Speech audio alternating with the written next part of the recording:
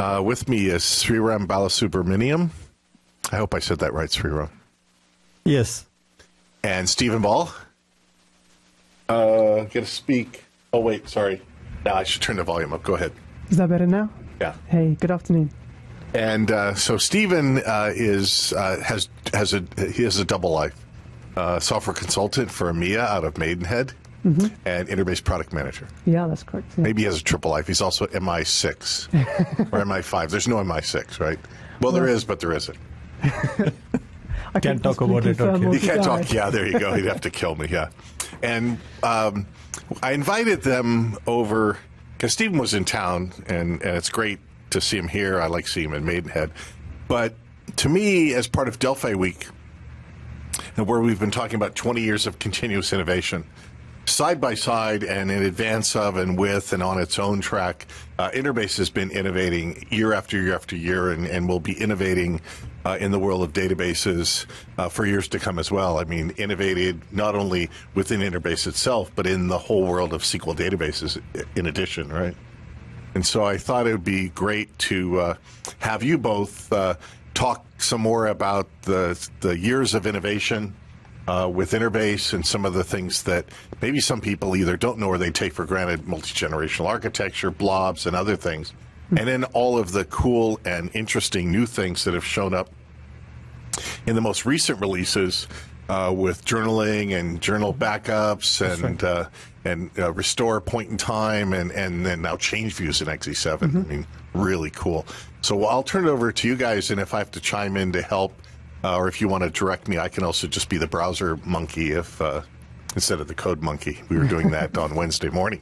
I can be the browser monkey if you need as well. But maybe spend a little time, and those you can ask questions as well. You got Sriram and Stephen here about InterBase. We just got through with EMS, which has InterBase connected to it, both for the user management and group storage and so on, but also can be used for caching information with EMS, and then, of course, can be a back-end database, as Marco showed. Yeah, no, absolutely. Well, because it's Delphi Week, I tweeted earlier in the week a copy of the charts for Delphi 4 and Delphi 7, which I originally had kind of up on my walls years ago when I was out. I remember I always kind of joke with David. I originally made him at one of the walk-ons, and I was saying, hey, it's great getting into all this development stuff, and what should I be focusing on for the future? And I know there's a lot of stuff going around about .NET at the time, and he said, yeah, concentrate on .NET. So I didn't. I concentrated on all the Delphi stuff, and a big part of what I was doing at the time was using InterBase back in the day, and that was just before it kind of Delphi 6 time, and I was kind of using it out in the field from then onwards for a long time, and it was kind of cool, kind of having the year on year getting the new stuff coming through, and kind of customers would go, our site's getting a little bit slow now, and what do we do? And we go and deployed InterBase 7 instead of 6, and the SMP support that came in kind of just, wow, it's just kind of a load faster again. And then 2009, it was kind of, hey, we want to speed our systems up a bit more, so we put the next version of InterBase down.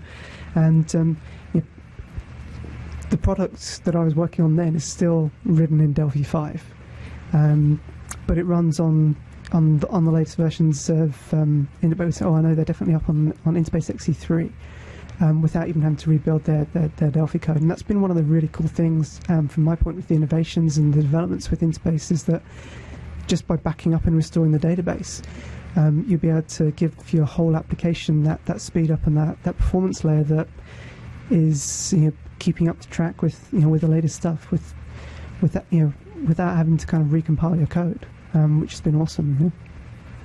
Also used in types of business applications where you don't necessarily have database administrators running all over the place, in point of sale systems and back end systems for convenience stores and other things where you want to just put it in there, install the application, have the database embedded inside of there, and have it do its thing. It just runs and runs and runs, and And you don't have to have somebody coming around all the time from IT to do things. We see that in countries all over the world where InterBase is in those kind of environments, as well as in embedded environments that people won't even realize that InterBase is there. Whether it's an emergency call processing center software package that's sold by, I think, Motorola to go along with all their radio systems and so on for, in the U.S., 911, I think it's 999 in the U.K., whatever the number is that you dial. You see things like that, security control and X-ray technology at airports by Smith's Detection and other companies. You see it being used. I'm not a big military guy in that sense, but you've seen InterBase being embedded inside of the backpacks of communication specialists, keeping track of all the information and data and oftentimes you're in a connected, disconnected world where you might be connected or going through packet radio and things of that kind. So there's all sorts, right? Isn't out of the world. Yeah. Yeah, so, traditionally InterBase, it's been around for a long time. Then I can remember I wasn't, this is Sriram here, but I wasn't there at the start when InterBase really started off, but it was definitely pioneering in its effort in being a small footprint database, which brought a lot of agility with, transaction support. Back in the 1980s, of course, databases were the new kid in the block and something that customers came to rely on over time.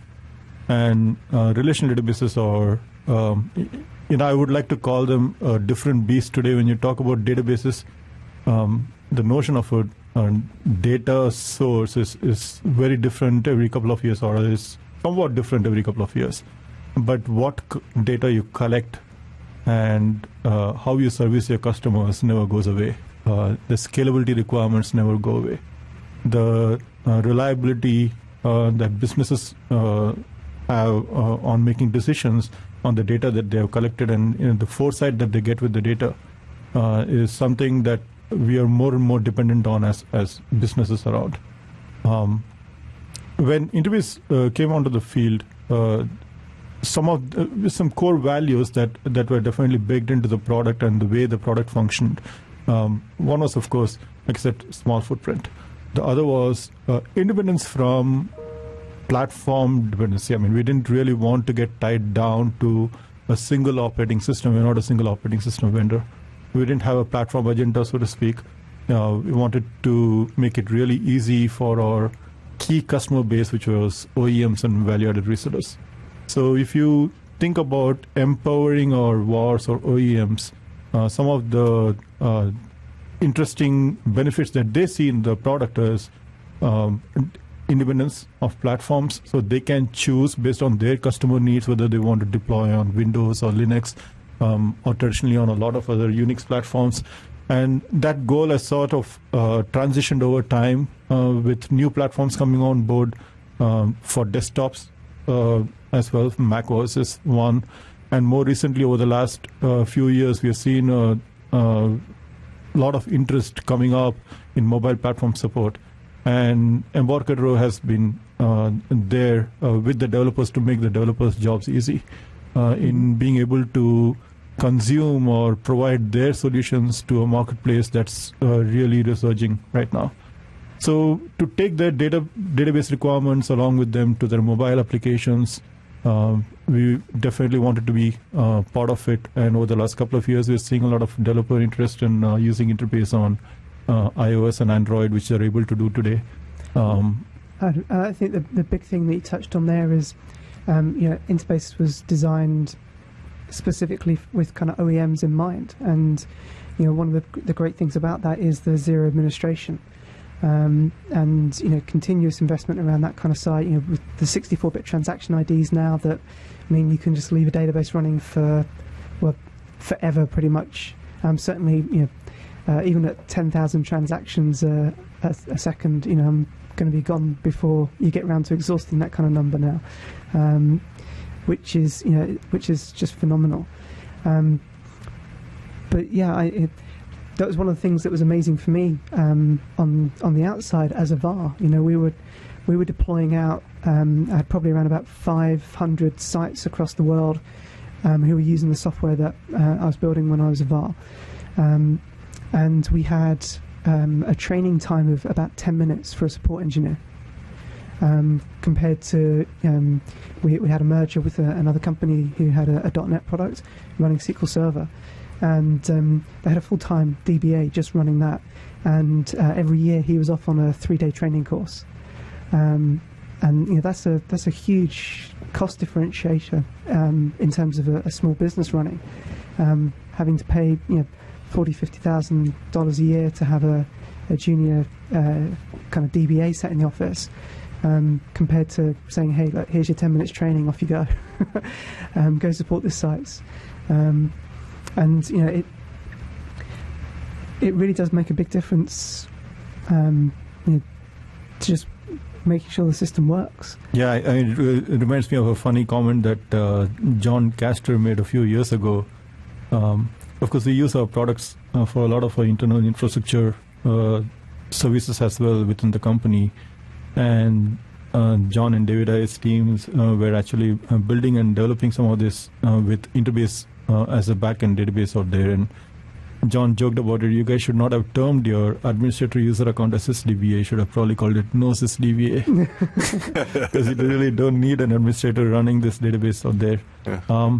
But that said, I think there's a big responsibility on our teams to continue the innovation out there to make it even more easy for customers to rely on the database product without an administrator out there. Mm-hmm. So over the years, of course, whether we are talking about a self-tuning engine, being able to scale all the way from a single connection load to hundreds of connections with the same product, it reduces the amount of effort you need to put in as a developer to test multiple products or multiple backends. You can take a single backend, run through your certifications, develop and run through your certifications, and deploy them on a wide gamut of deployment devices or server systems without changing your code. I think that reduces complexity on your end. It keeps quality at a high level for your applications. At the same time, the reliability that you get from a single server system to a single connection system to different platforms and hundreds of connections is something that we strive to always do in terms of reducing the administration dependencies out there. Yeah, it also means that the server hardware that you need with it is relevant to the job. You don't need to put a full, blown multi-rack machine in to run a single till in a hairdressing salon. You can throw it onto the old, Windows XP machine, or not that it's supported anymore, but the basic machine you get from PC world is perfectly adequate to run the software, which is really important for our customers. Or a multiprocessor rack blade and multiples that you put in. I think you can also purchase extra license keys for extra CPUs, right? That's right. I mean, back in, I would say roughly around 2001, 2002 timeframe, we started to see multi-cores really, or multi-threaded applications and multi-cores really becoming mainstream. And obviously, the expectation from the customer base was, I just want to improve my performance by adding on more hardware support. Mm-hmm. And for that, the database engine had to be resilient and grow with whatever hardware it was able to address. So SMP support over about 3 or 4 years, I think our customers grew into it.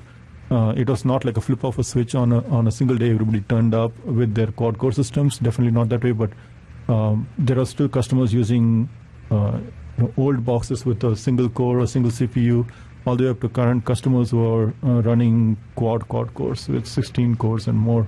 And the engine was expected to grow and be able to scale to that level by utilizing those cores in the best way possible. So we spent some effort back between 2000 and 2005 to make InterBase a good citizen, a first-class citizen in the SMP scenario.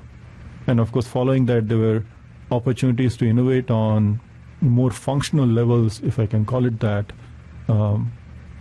with disaster recovery features. And just quickly mention, disaster recovery as such was, you don't get to realize it, and you never want to realize it on the field, but you want to be prepared with your data. And InterBase disaster recovery is an optional add-on that you can. I mean, it's licensed out of the box, but it's something that you can choose to use by providing both instant recovery for your data from failures, but at the same time be able to do disaster recovery beyond single server systems. You can have a backend server, or you can have a secondary server that's ready to take on by using a SAN system. And InterBase will allow you to do recovery instantaneously from those SAN rays as well. And David alluded to this point earlier about point-in-time recovery. Point-in-time recovery is something, of course, that is not necessarily just for disaster recovery purposes, but also to, I mean, if you categorize disaster as something that was unintentionally changed, you can probably go back in time and do a recovery only up to a certain point in time to undelete certain records and such.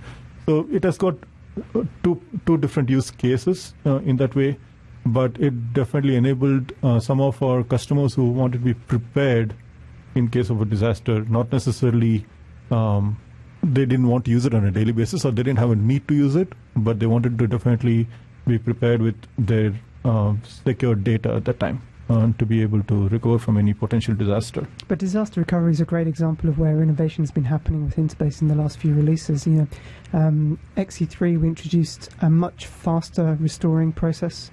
One of the big time blocks that happens when you're restoring a database is actually the building of the indexes and getting the database ready to run with all the indexes.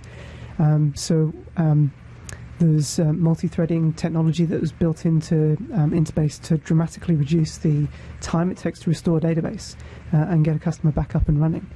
With XE7, we've actually kind of done a whole load of work on one of the other capabilities that we have within disaster recovery, and that's to actually make a dump of the database.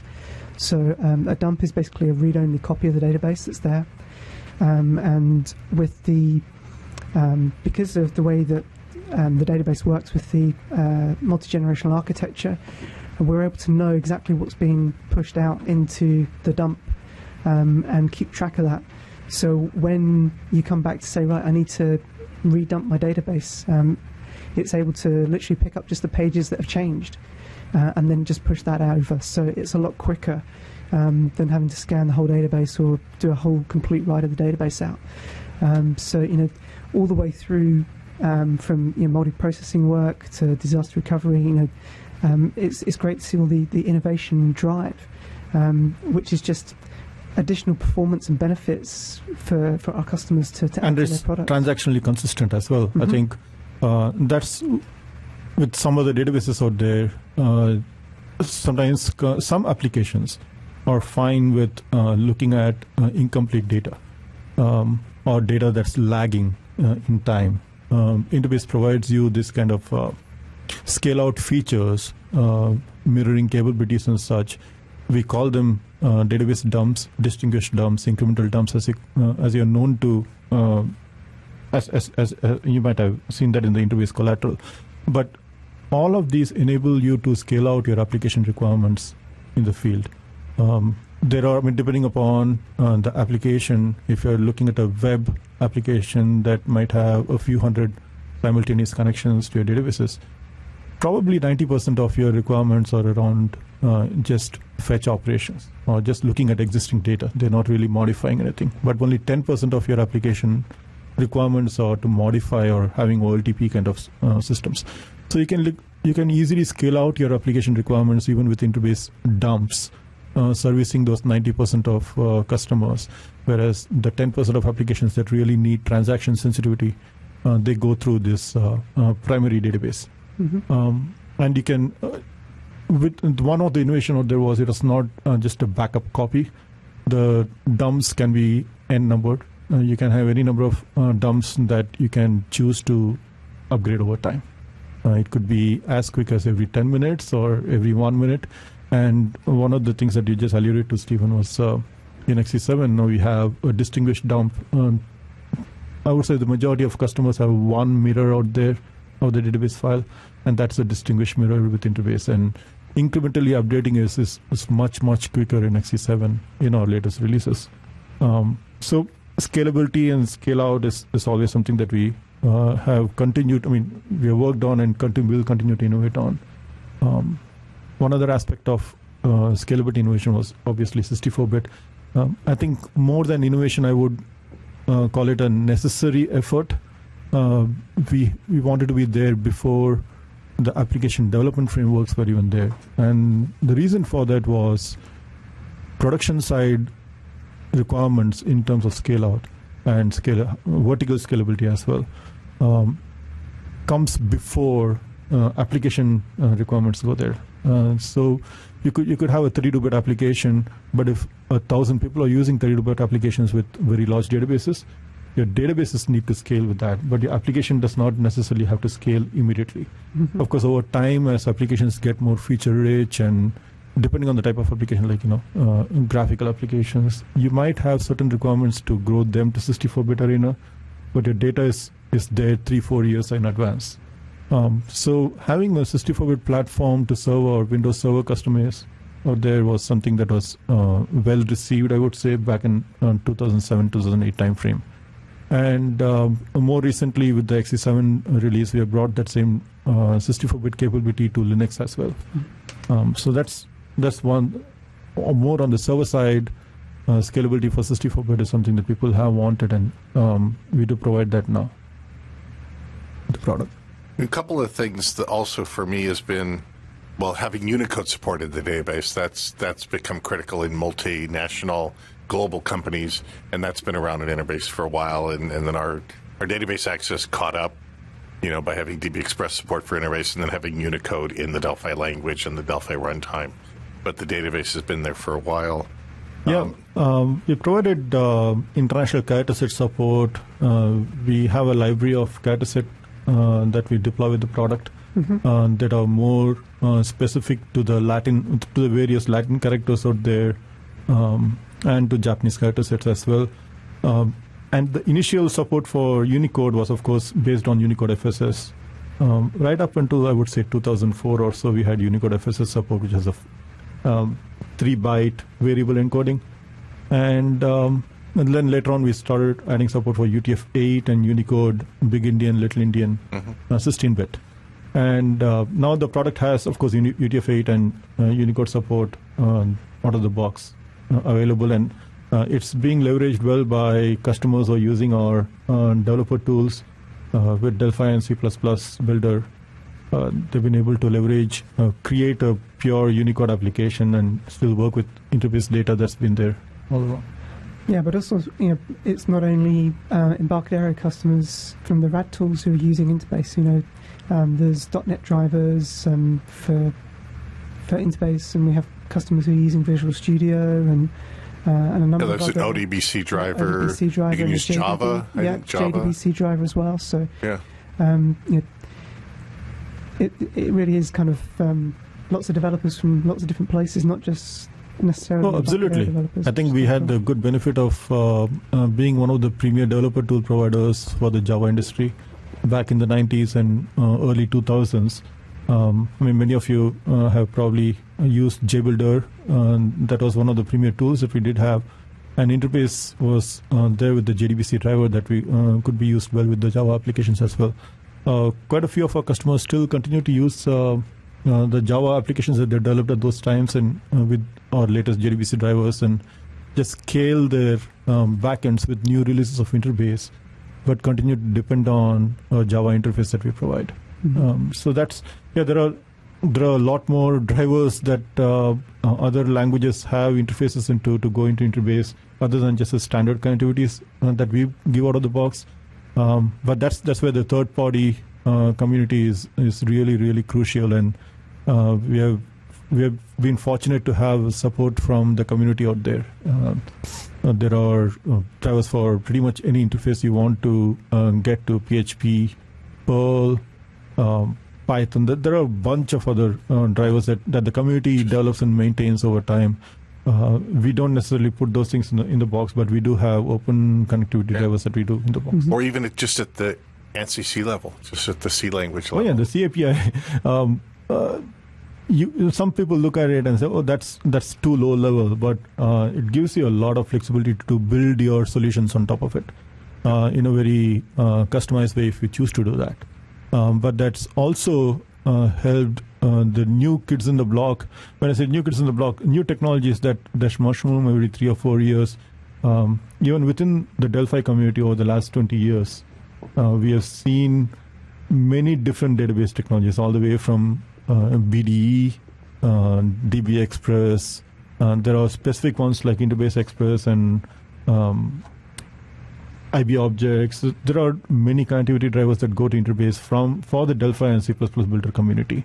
And the FIP Plus has been there. More recently, within the last 2 to 3 years, Embarcadero has put in a lot of effort and time to make FireDAC the premier connectivity solution going to database backends. And FireDAC has excellent support for InterBase and continues to grow, I must say, with every release of Delphi. And more recently, of course, with InterBase XE7 change views, which Stephen will go into in a few minutes, I would think. Yeah. This definitely is going to be even better in the coming weeks and months with FireDAC support. For me, another thing was that I can have a common database that's compatible across all the different editions of database and different platforms. Yeah, right? So I can take an database file and run it on Windows and on OS 10, just copy it to mobile, depending on what edition I'm using, and I don't have to do any transformations or dump it out and restore it back. It's just the same file. Yeah, that was a key thing that the team really wanted to achieve with XE3, especially with the drive to get out to iOS and Android for InterBase. From a developer point, you're building your application on your Windows box, and you kind of want to deploy it out and run it on your iOS or Android device or simulator, and you need to hit run, and it then picks up the data file that you've been working on and just puts it straight across there. Prior to XE3, it was transportable, but you just had to back it up and restore it elsewhere. So that was a big thing, having the common on-disk structure across all the platforms that just made that very, very easy. Yeah, I mean, one thing, I think if I had to give a small footprint out there, one place where we need to do some innovation is not just about all the innovation in the world is not done.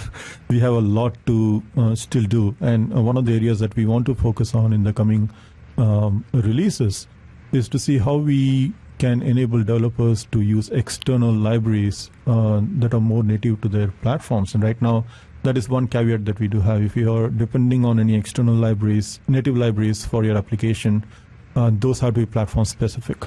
Right? In the InterBase land, we call it user-defined functions. Yep, UDFs. So if you're using UDFs in your application, those are platform specific. But beyond that, all of your data can be serviced on each and every platform, Windows, Mac, Linux, iOS, and Android equally well, and across different editions as well. You don't need to do any backup or restore. And this, the main focus of that was to make the developer's job easy in terms of focusing on the application and not on the deployment, right? Not being worried about the deployment. And that's... Deployments next, finish. So, it's pretty cool, isn't it? I think another area that's always been important, but even more important when you think about mobile devices that might disappear, or data that's being transmitted over networks or open wireless systems and other kinds of things, is security. Yes. Right? Yeah. We see all this, people hacking into systems and getting into databases and all these other things. It's on the news all the time these days. But if you've got critical data, you need to be able to protect it. Well, right? absolutely. And mobile devices now are stolen more than wallets and watches and that kind of stuff. Thieves don't even bother about your handbag or anything else like that now. They're just going to take your phone. And it's not only theft of the actual physical device. I think it was 2013, early 2014, the security analytics teams took the unprecedented step of not naming the specific security vulnerability that was on Android with one of the advertising plugins. because it literally affected about a quarter of the apps in the app stores publicly. And this allowed you to run remote scripting on the device as if it was rooted. So, and people being able to get hold of data and get it off devices, if they physically got it or just by snooping it. Data is a very important thing, and the key thing is having your data encrypted at rest, and that goes for the same as a server. There's some great case stories that we've reviewed in the creating secure database applications and session that we did last year, where there was one medical company who had a whole host of hard drives that were in a storage closet. They weren't even connected to a machine, let alone to the internet, and they got broken into and the drives got removed. They ended up with a multi-million-dollar fine because the data wasn't encrypted on those disks. So encryption at rest anywhere is really, really important, and it's so super easy to do with InterBase. You literally you can encrypt down at a column level, you can encrypt at the whole table level, and you can encrypt the whole database. And being able to turn that encryption on and protecting you throughout the product life cycle. And the other thing that's really, really cool is that because the security model that we use allows you to use it with the role-based authentication, it means that different users can connect to the same database file and see different parts of the data that are allowed to see. So if you imagine you've got somebody in the HR department and they're putting together an application for going around doing staff appraisals. Now, when the manager logs onto the application, he should be able to see the staff data, but maybe not their salary. When the HR person logs on, they maybe should be able to see the salary. And being able to encrypt at a specific database user level, still allowing the database to work by returning a default value to say that you're not allowed to see the data. It really makes a big difference, and that's way beyond what other databases like SQLite can offer on mobile, where it's just encrypted or it's unencrypted. So from a whole data governance point, there's so much in there with the security that just makes sense for corporations. So how secure can it be? What's the strongest security I can use for columns and databases and interface? Yeah, I mean, AES, right? I think it's advanced encryption. Out of the box, we support both weak and strong encryption. That's DES and AES. And AES can go all the way from 128, 192, and 256-bit. So we wanted to get the strongest level of encryption support into the box.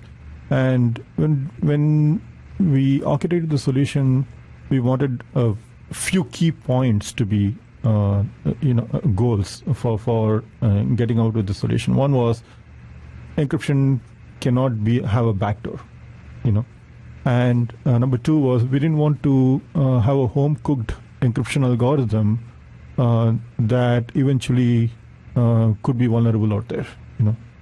So we went with the best of the breed out there. When we researched into it, we started using OpenSSL. We wanted to address both data at rest and data on network. So over-the-wire encryption was also as critical as data at rest for us. Mm-hmm. So using an OpenSSL toolkit definitely helped us leverage the best encryption algorithms that are available. It also helped us leverage SSL in a way that was standard in the industry. And that allowed applications coming from different paradigms to be able to communicate with InterBase on the network using public-private key encryption. And for data at rest, of course, as Stephen alluded to, the liability for companies if data is lost or stolen is very high, and it continues to be high going forward. And more than just for the companies, I think the consumer-oriented data that is present in those is critical for the end consumers as well. So giving the flexibility to the developers to choose what strength of encryption they wanted to adopt, and encryption is of course available out of the box for InterBase when it's not a separate license. You don't have to purchase it separately. It's something that we feel is key to your data, and it's available in the product out of the box. That said, anyone can very easily put together an encryption key on top and just encrypt your whole database file. But sometimes you don't need all-in-one kind of a single encryption. Your database might have databases for different schemes or schemas or different end-user capabilities, like what you said, like HRD person and a payroll person and IT person all sharing the same database for their content, but they should have isolation within their data. And for that, your database administrator or your developer might want to architect a solution or schema in such a way where the end role actually defines what strength you can see. Even within HR, you might have different levels of roles being assigned different capabilities to see different kinds of data for an employee, for example, right? So you want to use multiple encryption keys within the same database file if you choose to do that. And as a second level, password protect it even further for really sensitive data like, say, social security. Well, that's one of the things that you just mentioned there, multiple encryption keys. That's critical if you want to do PCI compliance. Credit card information has to have its own unique encryption key to pass PCI compliance. If you've just got one encryption key for your whole data file, then guess what? It's pretty hard to then guarantee that you're PCI compliant. So yeah, it really is important. One of the nice things as well, with the architecture that we have within InterBase with the security model, is that you're able to follow best practice, and the developer doesn't need to worry about who gets to see what. They just build the application with the database, and then it's down to your data controller within the organization, or your data steward, depending where you are in the world or what kind of language you're on. But they can then connect to the InterBase database and define with the data structures who's allowed to see what, and they can actually plug that in, which is great because it has no impact on the physical structure of the database from a development point. It really is to the right people to control who can see the information and put the right people in the organization in control of that. Yeah, I mean, when you're building an application, you don't, the schema is not always something that's readily available when you start building an application. It evolves over time of your application development time frame. So here what you can simply do is developers can focus on the application requirements, get to the database to a production quality, production level where they're ready to deploy, and then enforce an encryption schema on top of it in conjunction with the data security officer in your business. I mean, if you don't have a separate person deciding what strengths of encryptions are required for different pieces of data in the database, as a database administrator, you can do that. Or as a developer, you might say, I understand that out of the 200 tables in this database, these 3 or 4 tables are key, or storing key information or sensitive information, and I just need to apply an encryption key on top of those 4 tables. And the benefit of using column-level encryption at that level is you don't need to. I mean, first you get to customize your deployments, and depending on the different strengths that you want to use for those entities. But you also keep the other 96% of the data without impacting them with any very minimal encryption-decryption performance impact, right? So performance is something that yours for data that is not that need not be secure or not critical to be encrypted. You don't want any roadblocks in the way in terms of encrypting and decrypting them all the time. Yeah, saying that the encryption model you guys have implemented originally is lightning fast anyway. Yeah, so it's which is pretty cool. And for me, another area I brought up on the screen the different product editions for InterBase. InterBase comes in several, I should say, well, in 4 different sort of categories of editions, and developers can take advantage of, and OEMs and VARs can mix and match or take advantage of different editions in how they want to build and deploy their applications, right? So on the screen, I've got the 4 different editions. Maybe you just go through, start at the server first, and maybe talk a little about and who might use it for what desktop. Yeah. Then we have To Go, and then Ivy Light. Yeah. Yeah, it's really kind of 2 editions.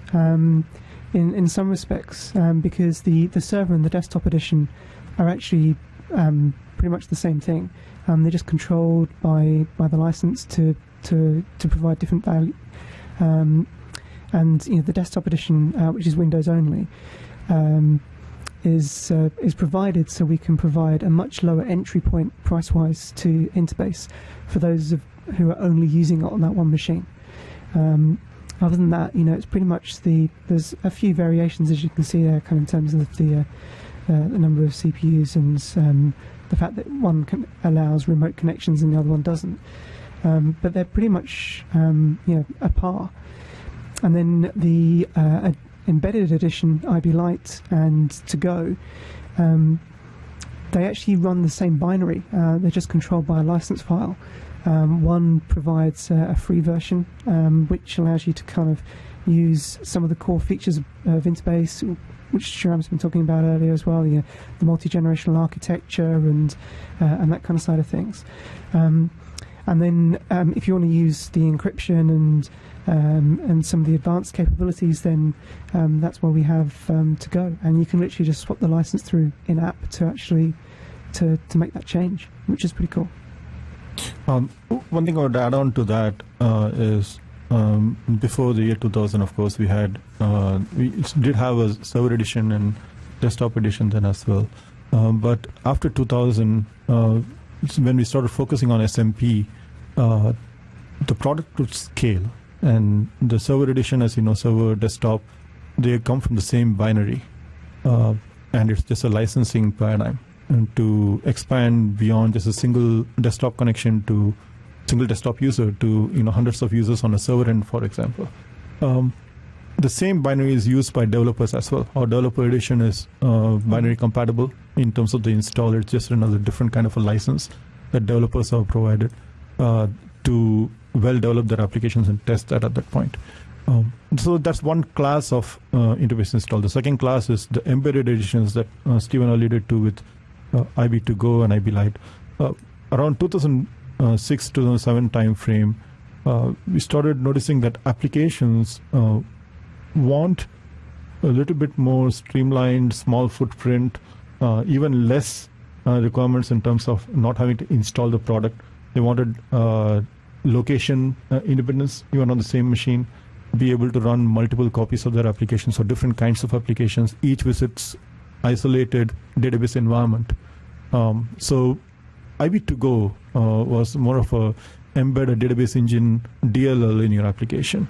Mm-hmm. But we didn't want to just provide the traditional classic environment that we had back in the last century, in the 1990s, and wanted to sort of bring the SMP benefits to your embedded database engine. And so To Go is multi-thread safe. It's able to scale even with multi-threaded applications are more commonplace today than they were 15 years ago. And in your application, you can have multiple threads connecting, having simultaneous connections and simultaneous transactions to an embedded database file.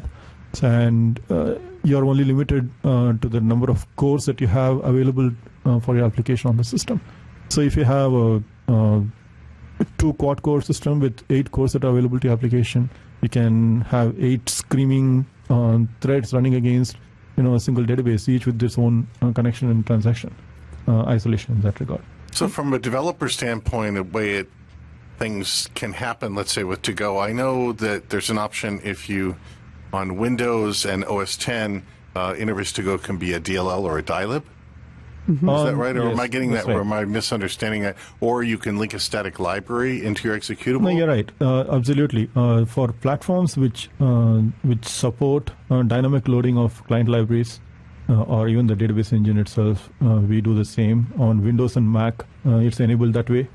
But on iOS and Android, we have iOS initially did not allow external dynamic libraries to be loaded. So we provided a static library that is bundled along with the application, and we took a similar approach with Android as well. Even though Android was capable of using dynamic libraries, but in terms of a mobile application deployment, we wanted to keep the structure consistent in how you deploy and build and deploy your application. So static linking is what is there on mobile platforms. Dynamic linking is what's available on desktop and server-end machines. Along with both of those, IB2Go provides, so as I mentioned, SMP-capable embedded database engine. But last year, we took the same binaries and wanted to expand on potential use of the product in other applications as well. What we call as IB Lite. I think Stephen mentioned that earlier. And IB Lite is basically a small footprint, gives you free deployment capabilities of your database, and something that does not have deployment revenue expenses on your end. But it gives you a very nice capability to come into InterBase and use it for applications where traditionally you might not have considered a for-cost database solution. Yeah, and the other thing it does is, if you have IB Lite or to go embedded in your application, rather than having to deploy the InterBase client out somewhere, you can actually use that as the client driver to talk back to a remote server. So even from iOS or Android, you can talk directly back to an InterBase server with the native client driver, which is pretty cool. Absolutely. I mean, you can think of building an application which has a local data cache on your mobile device, for example, using either IB Lite or IB2Go. And once in a while, you might want to connect to a remote database to refresh some of the data. And you can use the same application. You just change your database URL from your local connection to a remote server, and now fetch data from that remote server and put it onto your local cache once again. And for all of this, there's no additional components or anything like that. All of that is baked into the same library that you have bundled with your application already. Which I think brings us nicely into change views. Yeah, I was going to switch the page that people see, and I wasn't going to let you go because we'll come up at the top of the hour. We might go over a couple of minutes, but I wasn't going to let you leave without talking about change views. And I put up the what's new in InterBase XE7s and that page, so it's with the change view section up there. Yeah, well, one of the nice things, Sriram mentioned it at the top of the hour, when InterBase came out, the multi-generational architecture, the ACID compliance, InterBase was leading the market to bring that kind of technology to the fore. And I think change views is probably, from my point, it's the single biggest paradigm shift around data collection stuff through that I've seen for a very long time. We're very blessed here to have Dimitri, who works on all the FIREDAC components, and what he doesn't know about databases isn't worth knowing. The feedback we've had from him and also from the community when we've been out doing live events talking about change views, being able to track on the server when you're not even connected what has changed since you last took a view of that data at a field level without doing any logging on the database whatsoever. That's pretty amazing. I've been working on a proof of concept for a company this week where they had 10,000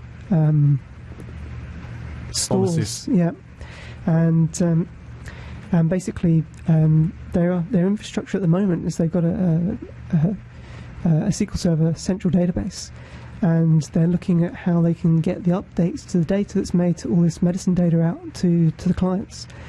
And the simple answer was to put an InterBase database up on the server next to their existing architecture, and just push the data from the SQL Server database into the InterBase one, with change views turned on the tables that they need to track the data for, and then allow the sites to communicate to that central InterBase database.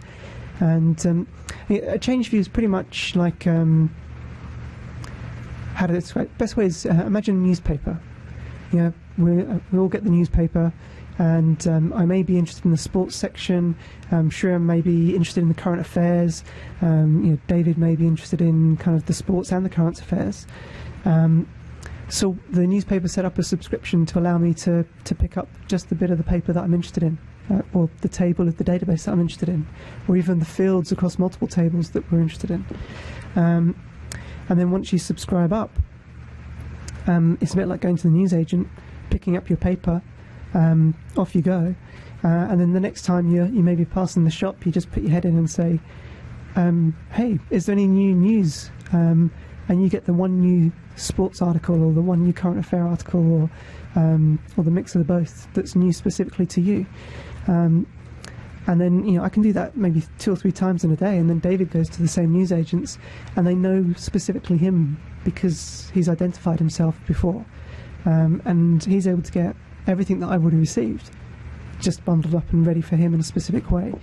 And the way I ask for it is no different. If it's select staff from employee, when I activate my subscription, I just say, hey, select staff from employee. And it'll then just give me the delta at a field level, which I can then merge in. And that's exceptionally powerful, especially if you start thinking of the world that InterBase lives in today out onto mobile devices as well, and distributed architectures.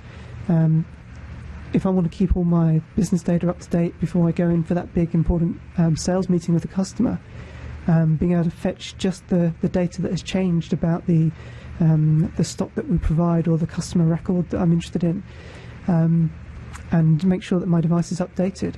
I'm not waiting for everything else that I don't need. I'm just picking up what I do need, and that's amazingly powerful, quick, and cost-effective way to move data around. Absolutely, I think along with that, it reduces the impact or the stress that it puts on the server itself. You can immediately scale up your deployments from, say, 100 users running full queries simultaneously to thousands of users running the same queries but are working with only the changed piece of data. Mm-hmm. And it's just so much more resilient and responsive on the server side. Yeah. And to reduce broadband consumption going from the server all the way over, WAN networks or LAN networks, that's added cost that you could benefit from. Yeah. So in terms of change views, sort of bring a different dynamic, keeping backward compatibility. You can take your existing database, restore it on XE7, and just implement changes on top of it. You don't need to change your schemas in any way. And you use the term subscriptions and subscribers. Yes. Mm-hmm. Subscriptions are, you can think of subscriptions as entities that identify which parts of your database are now candidates for being subscribed to changes. So like in the case of an employee database, you might have certain tables in there that you want to subscribe to. For example, if there's a table for remuneration, so you might have a salary table. And as a CEO in the company, you might be interested in finding out if there are salary changes for specific employees. Or you might want to subscribe to location changes within the company. So you might say, I want to know if there are new branches added to the organization. So you might say, if there are inserts on table department, that's the subscription that I'm defining. But then subscribers to that subscription could be one or many people in the organization. You might have, say, all middle-level managers subscribing to location change information for an organization. You might have C-level executives subscribing to budget change information. You might have all employees in the company subscribing to other changes with regard to policies and processes that you document within the database. So you can have a number of subscribers subscribing to different subscriptions within the same database. You could, of course, choose to subscribe to everything in the database by saying, I want to subscribe to all of these tables, and I'm the only user of this database. I can do that too. I can just say, David I gets subscriber access to all of this. So using SQL roles, you can define which users have or granted access to which subscriptions, right? So it's sort of just like in the encryption scenario. It gives you flexibility in defining not only the column level, at the table level, you can define what entities can be subscribed to, or subscriptions can be created on, and then you can also define on a user level basis who gets to access those subscriptions over time. And that's the benefit in terms of you can do all of this at deployment time. You don't necessarily have to pre-design or pre-architect this solution when you're building an application. Yeah, I think that's the one powerful thing about it is that you, as a developer, you just sit down, you plan your application, you build your application, you don't worry about the fact that this needs to be worked on in multiple places. You let the InterBase engine take care of that. So there's no additional redundant time fields to stamp things. There's no additional login tables that blowed out the database. I did a lot of work with IB Replicator many years ago. Probably deployed around about 100 different sites working with it. And I certainly know that there's limitations in table logging. That if you've got 10 databases subscribed to a database, and you're using triggers, which is the old way of doing replication, every change you make is actually 11 changes to the database. With change views, it doesn't matter if you've got a million subscribers. Every change is one change still, because of how it's tracked. So the scalability is just in another world, really. So I should mention, everyone, I put in the chat window links to 3 blog posts from last Saturday. Must have been before you got on the plane, or maybe you worked on a plane. 3 blog posts by Stephen on InterBase change views. First one is, what is a change view? Second one is creating a change view. And third one is using a change view. So there's 3 really good tutorial blog posts there. Also, I'll put in the chat window, there's online help in the doc wiki for InterBase.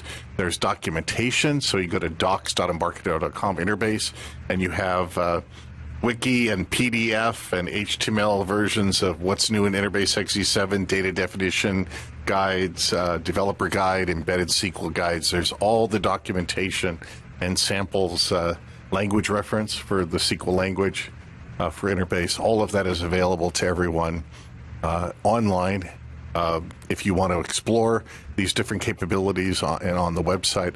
Also, I want to remind everybody on the developer skill sprints that we have every Tuesday for XE7 on March 3rd. There's a skill sprint, InterBase XE7 with change views by Stephen Paul. Hey, yeah. So if you're part of the Tuesday skill sprints for XE7, March 3rd, Stephen's going to show and talk more about change views for everybody on those 6 a.m., 11 a.m., and 5 p.m. times. So lots of information there. And then I guess there's just, because we're after 4, there's much more to come, more innovation to come with InterBase into the future, right? Probably you won't spill the beans on everything right now, and you've sort of hinted here and there, but there's always more that the team is working on, right, Sriram? Yes, Stephen? Stephen probably has a much bigger backlog of items that he would like the development team to do. But we're always looking for input from our customer base and potential customers to grow the product in different segments where it's beneficial to you as a customer. Mm-hmm. So keeping that in mind, of course, when we develop major themes, whether that's encryption related or disaster recovery or now change views, we want to make continuous efforts in improving them, taking them to the next level. So you can, just as in every release, you see performance benefits going from one release to the next, whether that is something that you ask for or not. That's something that the majority of the customers are pleasantly surprised to see, and every release it's like a nice surprise coming home. So we'll continue to focus on performance. We'll continue to focus on improving the feature sets that we have introduced over the last 6-7 years, and any new areas that we can venture into. There's a huge backlog that we can focus on, but that definitely will be influenced by how customers vote and how customers sort of convey their needs to us. So we always want to keep that door open in terms of listening to our customers and understanding where we can benefit their deployments. Yeah, and I'd certainly say, David, for the guys who are listening on the webinar at the moment live, if any of you guys are big InterBase users today, we do have a focus group that we run twice a year, and do drop me an email over, and we can look to try and get you onto the focus groups. They're a big part of talking under NDA about what we're planning, what we're working on, getting you guys access to early stuff that we're kind of going through. One thing that we are looking at doing is additions to IB Console for working with subscriptions, and there's going to be a new page in there to make it quicker and easier to find online content that we've got around the product. There's some new stuff that we're working on to help with using subscriptions from an SQL point of view. So there's some really cool stuff that's coming through, along with the continued speed and usability stuff that we kind of we buy on in every release, as you'd expect. So. Yeah, I started Delphi Week on Monday with Delphi, talking about Delphi's 20 years of continuous innovation, with years and years and years more to come. And I guess InterBase, maybe, Sriram, was it 27 years of continuous integration if we go way, way back to some of the early days of Groton Data Systems, which is one of the trivia questions about what is the GDS and GDB, yep. Right? Yep. The Groton database back, but a lot of work going on here, and I showed the map in the hallway of all the different development sites, and I think Charlie back east, he's got, does he use those big multi-processor boxes for space heaters? Is that what he does? Yeah, he has an Amazon branch right there, right next to his house, with a few thousand cores running all of his tests. I'm just kidding. Oh, for the seat, but he's got a big box that to really test the multiprocessor SQL engine on. We do. I mean, we do. Even though he would like to have I think that he would probably not need a heater at his house if he had a huge system. But that said, we do have a good set of tests that we run for scalability testing, for performance, for user functional testing, and Charlie, I mean, is a gem of a guy, and is one of the premier leading database architects in the world.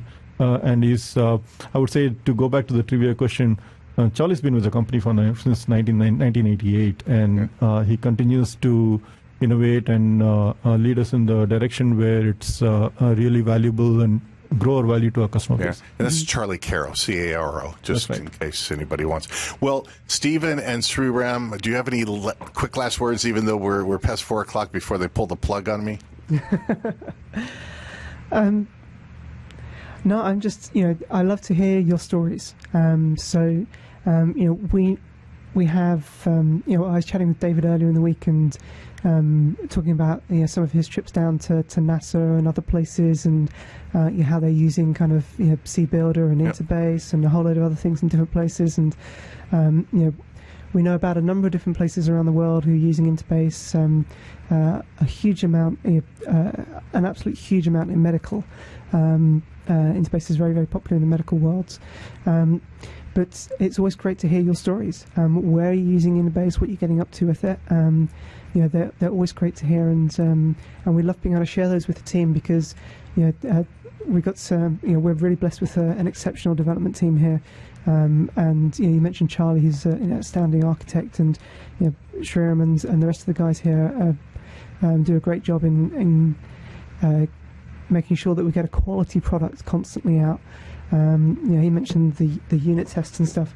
I think if we ran it on a single iOS device, the certification would probably take about 6 days to run through. There's that kind of size of unit testing and a whole load of other stuff that kind of goes on.